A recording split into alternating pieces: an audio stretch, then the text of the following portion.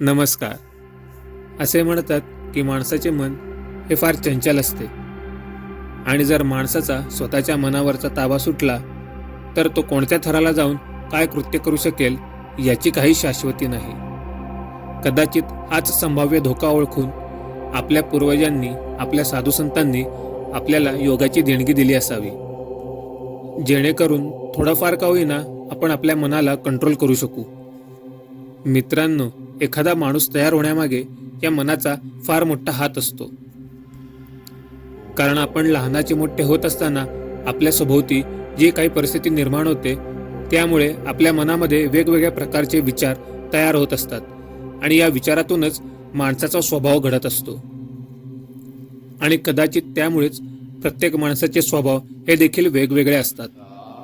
मित्रांनो, आज आपण ऐकणारा अनुभव हा देखील अशाच एका विक्षिप्त मनाच्या कृतीमुळे घडलेला आहे.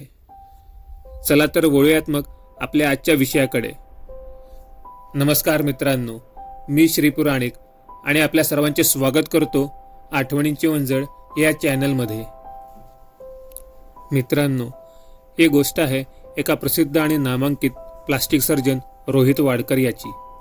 मित्रांनो, रोहित हा त्या काळचा अत्यंत हुशार आणि नावाजलेला असा प्लास्टिक सर्जन होता.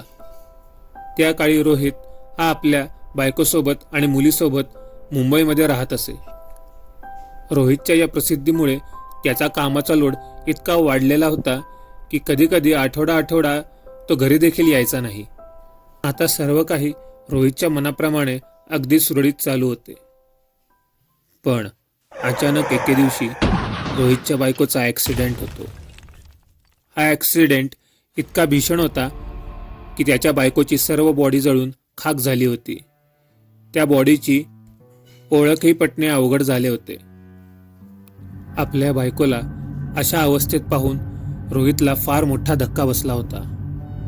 रोहित संपूर्णपणे हादरला होता. पुढे कित्येक दिवस रोहित त्याच्या बायकोच्या आठवणीतच जगत होता. रोहितने ऑफिसला येणे जाणे बंद केले होते. इतकेच काय तर कुणाचे फोनही उचलणे त्यांनी बंद केले होते. रोहित आता फार दुःखात बुडाला होता. त्याचं मन कशातच लागत नव्हतं. असाच एके दिवशी त्याने मनाचा निर्धार केला आणि आपला सर्व लवाजमा गुंडाळून त्याने लोणावळ्याला राहायला जायचे ठरवले. रोहित ठरवल्याप्रमाणे लोणावळ्याला राहायला आला. लोणावळ्याला रोहितचं एक मोठं फार्म हाऊस होतं. हे फार्म हाऊस शहरापासून दूर एका आड जागेवर निसर्गाच्या सान्निध्यात होतं. रोहितने या फार्म हाऊसवर एकट्यानेच राहायचा विचार केला होता. रोहित आता जगाशी संपर्क तोडून एकट्यानेच या फार्म हाऊसवर राहत होता. त्याने जगाशी जरी संपर्क तोडला असला तरी त्याने आपली प्रॅक्टिस मात्र चालू ठेवली होती. आपल्या बायकोची अशी विचित्र अवस्था बघून रोहित एका वेगळ्या सुडाने पेटून उठला होता. त्यानं असं ठरवलं होतं की एक अशा प्रकारची स्किन तयार करायची जी ना जळेल ना ती तुटेल, म्हणजेच चाकू सुरीचा देखील त्याच्यावर कोणता परिणाम होणार नाही. तो त्याच्या या प्रयोगाला आता जोमाने तयारीला लागला होता. एका प्रकारे त्याने स्वतःला या कामात गुंतवून ठेवलं होतं. त्याला आता सर्व जगाचाही विसर पडला होता. त्याने त्याचा हा सर्व सेटअप आपल्या स्वतःच्या लोणावळ्याच्या घरी उभारला होता. त्याचे हे सर्व प्रयोग तो या जगापासून दूर आपल्या स्वतःच्या फार्म हाऊसवरच करत असे. त्याने या प्रयोगासाठी आपले सर्व एफर्ट्स घेतले होते. तो आपल्या या प्रयोगाच्या जवळपास पोचला होता.